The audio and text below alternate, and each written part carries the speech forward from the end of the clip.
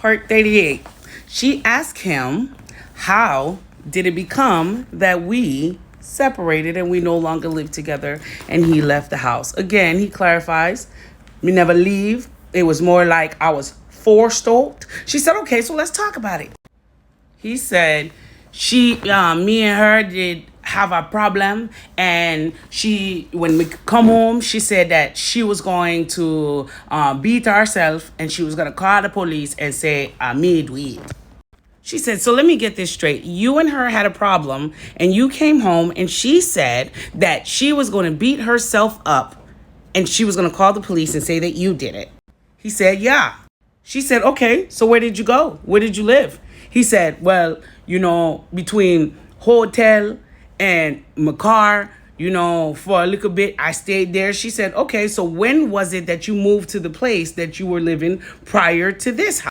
He took her through a bunch of shit again, acting like he was confused about which home, but she ended up saying the home directly after this. He said that he stayed in a hotel for like 2-3 weeks, and then finally he ended up getting him a place and moved into the place. She asked him how long after that did he meet his girlfriend. He said 9 months later, he started dating his girlfriend. She asked him where they met. He said, online.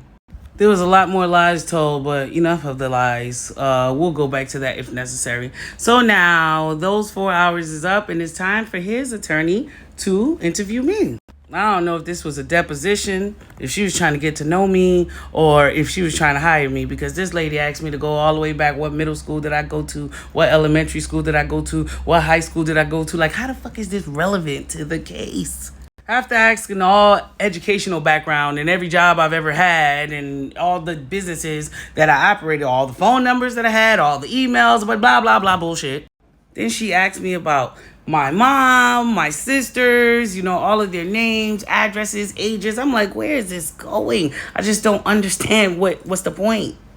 Then she started asking me about his mom and when was the last time she visited, and, trying to narrow down certain dates. I couldn't remember exact dates, but I tried as best to cooperate. So then she asked me, was it around the same time that he went to rehab? She said, what were the circumstances that led to him no longer living with you as husband and wife? He relapsed and went out again and was sleeping with prostitutes, and I had enough. She said, and when you say relapse, what do you mean by that? What the fuck do you think? They doing the same exact thing, wasting time.